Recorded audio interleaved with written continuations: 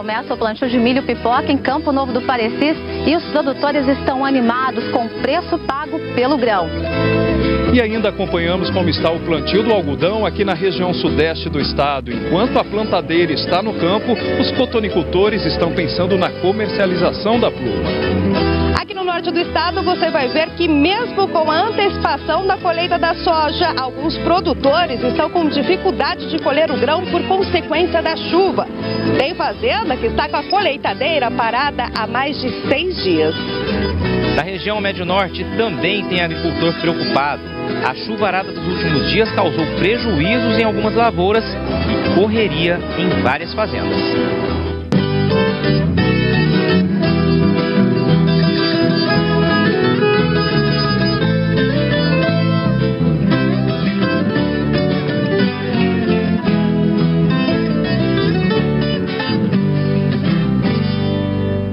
Olá, muito bom dia. Bom dia, a gente começa o MT Rural de hoje com a produção de uvas em Mato Grosso.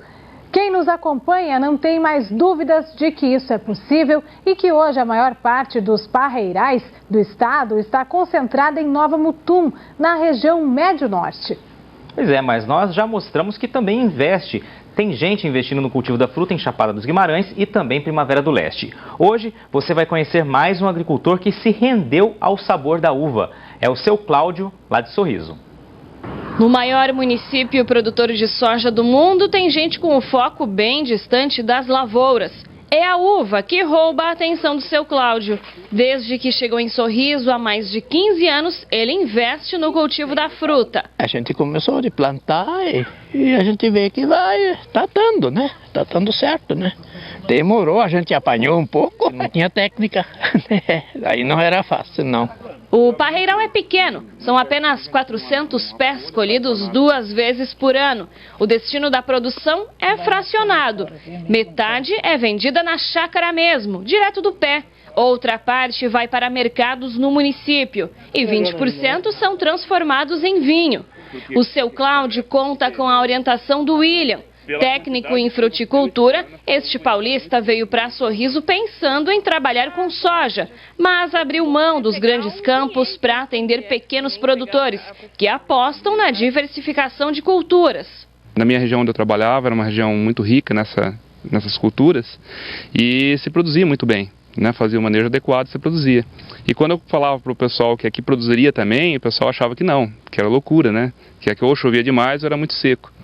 E a gente foi disseminando essa ideia e conseguimos aí pessoas como o seu Cláudio que acreditaram e tinha aptidão e tinha vontade de produzir, né, a investir nessa ideia e transformar isso em realidade. Em períodos de estiagem, o parreiral do seu Cláudio é irrigado. Nos dias mais secos, são necessários entre 10 e 15 mil litros de água. O investimento tem compensado. Na última colheita, a produção total chegou a 2,5 toneladas de uvas. E este resultado, na avaliação do especialista, poderia incentivar outros produtores.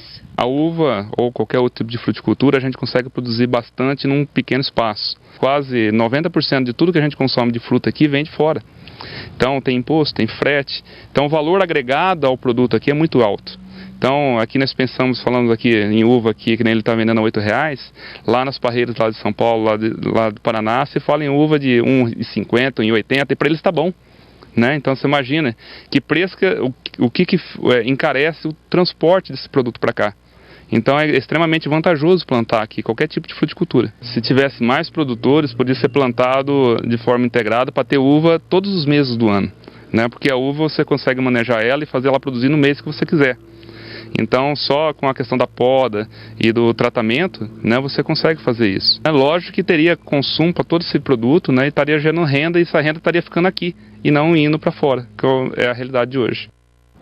E agora um lembrete para você que é produtor. Vai até a próxima terça-feira, dia 31, o prazo para o pagamento da contribuição sindical rural, que é calculada com base no valor da terra nua. A guia para o recolhimento é enviada para o seu endereço. Se você ainda não recebeu, é só procurar o sindicato rural do seu município ou acessar o site da CNA para retirar a segunda via. 2.800 associados. Este é o número de pecuaristas que estão ligados à Acrimate. Nesta semana, a associação deu posse à nova diretoria. O pecuarista José João Bernardes deixou a presidência depois de 6 anos no comando da Acrimate. A Acrimate era uma entidade regional e no nosso mandato ela se consolidou como representante efetivamente da pecuária do estado de Mato Grosso, inclusive do Brasil. Pelos próximos 3 anos, a associação será presidida pelo empresário e pecuarista de Rondonópolis, Marco Túlio Duarte Soares. Os desafios são muitos, né? Haja visto o mercado tem se mostrado a cada dia mais competitivo, mostrado que precisamos ser mais eficientes, produzir mais e menos. Os vice-presidentes são os pecuaristas Amarildo Merotti, de Cáceres, e Luiz Fernando Amado Conte, de Juara. Pela primeira vez, os 3 cargos da diretoria são ocupados por pecuaristas de municípios do interior do estado. O estado da dimensão de Mato Grosso possui as mais variadas demandas. Temos a concentração de frigorífico que existe no estado como um todo, mas em regiões sazonais essa concentração influi de uma maior forma. Existe agora uma questão muito recente, que é a reforma fiscal, afeta em especial o Vale do Araguaia e o sul do estado. A questão fundiária, invasões de terra que estão acontecendo no noroeste do estado. Precisamos se debruçar sobre isso, conversar junto ao governo. A diretoria teve outras mudanças. O médico veterinário Francisco Manzi assume o cargo de diretor técnico e Luciano Vacari deixa a presidência do Instituto Mato Grossense da Carne e assume a diretoria executiva da Acrimate. Essa nova diretoria tem esse desafio de fortalecer ainda mais a ligação com o interior do estado, de trazer melhoria de renda para a atividade, e o que a gente espera na diretoria executiva é de ser esse elo de ligação e esse apoio à presidência e aos diretores regionais da Acrimate. O nome indicado para assumir a vaga de Vacari no IMAC é o do diretor de operações do Instituto, o veterinário Wagner Bach. A definição ainda depende da aprovação do governador Pedro Taques. A Secretaria de Fazenda do Estado e a INDEA vão analisar o fluxo de saída de gado para abates em outros estados. A medida foi definida em uma reunião entre representantes do governo estadual e do setor produtivo, depois do decreto que resultou no aumento de 7% para 12% na alíquota do ICMS. Esse valor incide sobre a movimentação de bovinos vivos que saem de Mato Grosso para serem abatidos em frigoríficos de outros estados. Um estudo realizado pelo IMEA apontou os 10 municípios de Mato Grosso que mais enviaram animais para fora. São municípios localizados principalmente nas divisas com Goiás, Mato Grosso do Sul e Rondônia. No ano passado, Mato Grosso abateu mais de 4.780.000 bovinos. E esses 10 municípios mandaram cerca de 270.000 animais para frigoríficos em outros estados. De acordo com o governo, a intenção é movimentar as indústrias que estão paradas e assim gerar renda e emprego no estado. Nos próximos dias, a secretaria vai avaliar a situação e verificar ainda se mantém a alíquota em 12%. E começou o plantio do milho pipoca. Com bons preços e clima, os agricultores voltam a apostar no grão. A safra será maior este ano. Os detalhes depois do intervalo.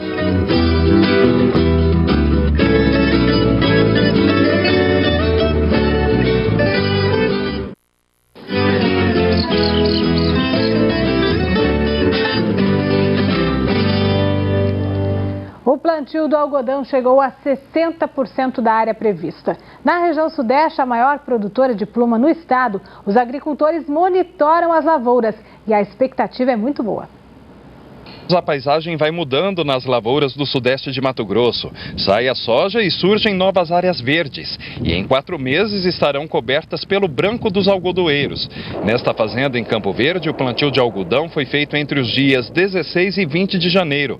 As plantas germinaram e agora é preciso ficar de olho no desenvolvimento da lavoura. No plantio correu tudo sem problema nenhum, não teve nenhuma falta de água, nenhuma falta de chuva na nossa região. Estamos tendo uma precaução com ramulária e helicoverpa armígera. Mas nenhum foco ainda no momento, só uma questão de precaução mesmo. É a primeira vez que o agricultor investe no plantio de algodão nesta área.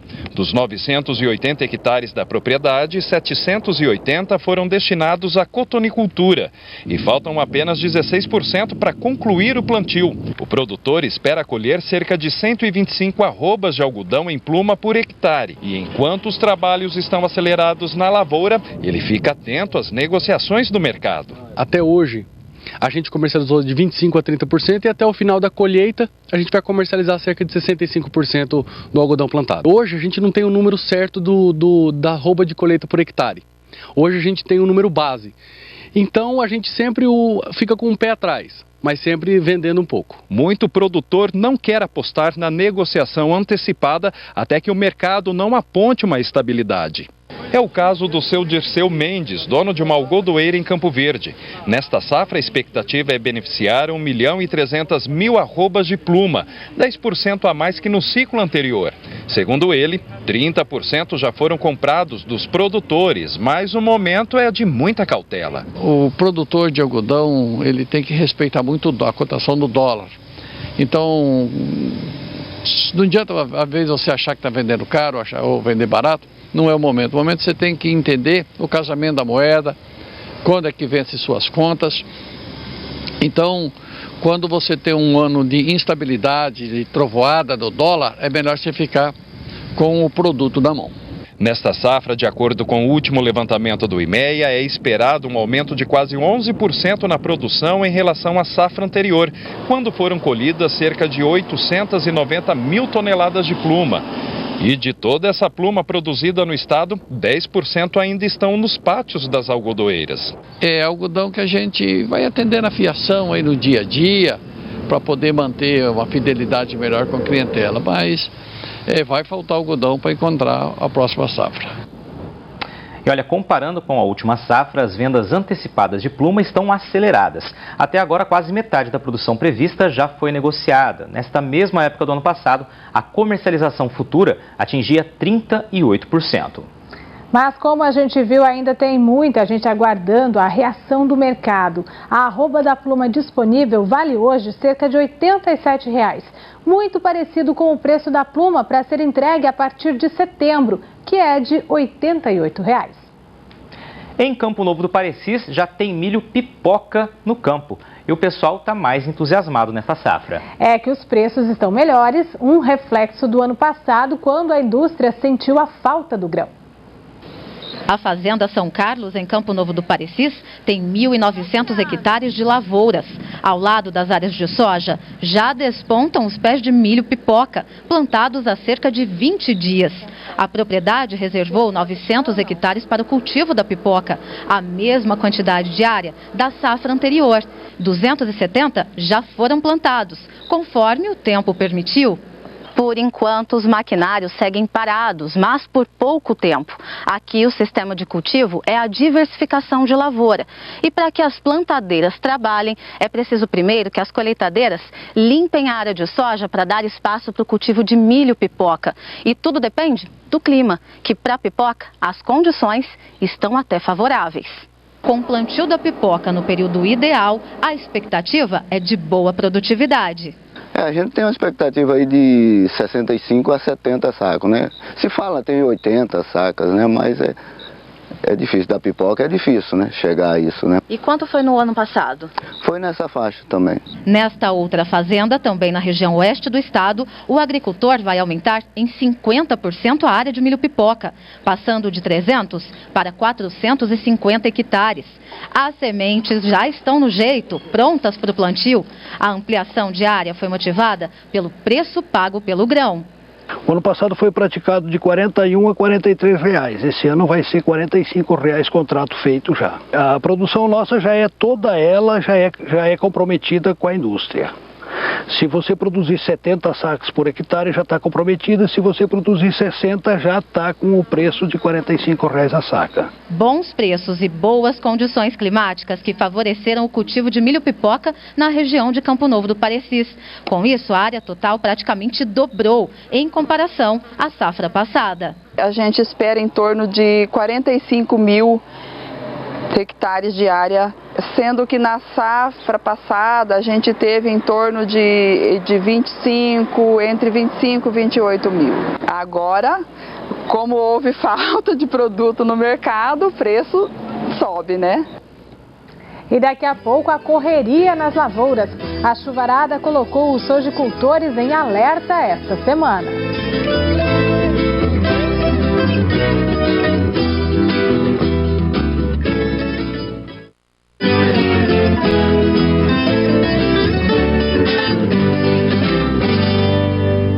A semana foi de oscilações no mercado da soja e um dos motivos é o que está acontecendo na safra argentina. Em algumas áreas, as lavouras estão alagadas. Já em outras regiões predomina a seca, que também atingiu a produção de trigo. O consultor explica que na região centro-sul da província de Buenos Aires, a principal produtora de soja no país, choveu menos que o normal e isso afetou o rendimento do trigo em dezembro e no começo de janeiro. Em outra área, mais ao norte, houve perdas pelas inundações. Tem perdido muita soja, no qual vamos ter em algumas fazendas de 30% a 50% de perdas diárias. 50% de perda de área, não ha chovido. Não tem chovido no sul e com excesso de água no norte da província de Buenos Aires, as perdas podem estar em 3 milhões de toneladas de soja. Pois é, a previsão inicial era de que os argentinos produzissem 57 milhões de toneladas de soja. Agora já se fala até em 7 milhões de toneladas a menos, embora ainda falte todo o mês de fevereiro para concluir a safra. E aqui em Mato Grosso, a chuvarada dos últimos dias freou o ritmo da colheita, que chegou a 16% das lavouras. Mesmo assim, o trabalho está adiantado na comparação com o ano passado. Vamos então ver como está o andamento em cada região. Nas regiões Oeste e Médio Norte, a colheita começou mais cedo. Por isso, elas são as mais adiantadas. Em seguida, vem as regiões Norte, Centro-Sul, Noroeste e também Sudeste do estado. A região onde foi colhido menos até agora é a Nordeste, com pouco mais de 5%. Por lá, o plantio ocorreu mais tarde. E o tempo úmido deixou muitos agricultores apreensivos esta semana. A colheita ficou parada e quando foi retomada, os prejuízos apareceram. As lavouras produziram bem. A safra é promissora. Mas quando chove muito na hora da colheita, o sinal de alerta acende. E foi isso que aconteceu nesta fazenda em Nova Mutum. Era chuva o dia todo, né? Essa chuva o dia todo, ela atrapalha, não tem como colher. Você fica com as colheitadeiras na lavoura, mas não colhe. O grupo plantou ao todo 10.600 hectares de soja. 12% já foram colhidos. A nossa expectativa aqui é que esse ano, Deus ajudando, que o clima também nos ajudando, nas colheitas, que vamos colher aí por volta de 55 sacas de soja. A torcida não é para que a chuva corte de vez, afinal ainda tem muita lavoura de soja precisando de água e toda a safrinha de milho pela frente. O problema é quando chove por 2, 3, 4, 5 dias consecutivos. Aí plantações que estão no ponto de colheita começam a ser ameaçadas. Equipe, tá vindo chuva por aí, vamos apertar o passo aí. Positivo. O seu Gilberto ficou apreensivo quando viu que as nuvens carregadas poderiam comprometer o rendimento da produção. Na fazenda dele, a colheita ficou parada por 3 dias. Quando as máquinas voltaram para o campo, o grão já estava sentindo. A gente pode ver nos grãos que ele começa a aparecer as manchas púrpuras, essas manchas meio lilás, né? Teve vários dias de chuva em cima desse grão, mas não teve comprometimento de grãos ardidos ainda. Para não correr riscos, a colheita avançou mesmo com a umidade da soja em 30%, mais que o dobro da exigida pelos armazéns. Fiz um levantamento do que eu já tinha colhido nos dias anteriores, com uma média de 70 sacas, e no dia que aconteceu essa umidade, colhi umas 20 hectares, a produção da mesma área veio para 50 sacas, então uma perca muito grande. Na fazenda do seu Luiz, problemas ainda maiores, quase uma semana de chuva e qualidade comprometida. Essa lavoura aqui, ela está dando na faixa de 30% de desconto de grãos avariado.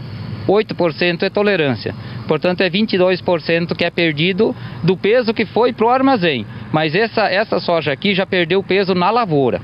Ela já não tem, o grão não tem mais o seu peso normal. Com certeza, no final, no fechar o talhão, vai ser uma perda de 35%.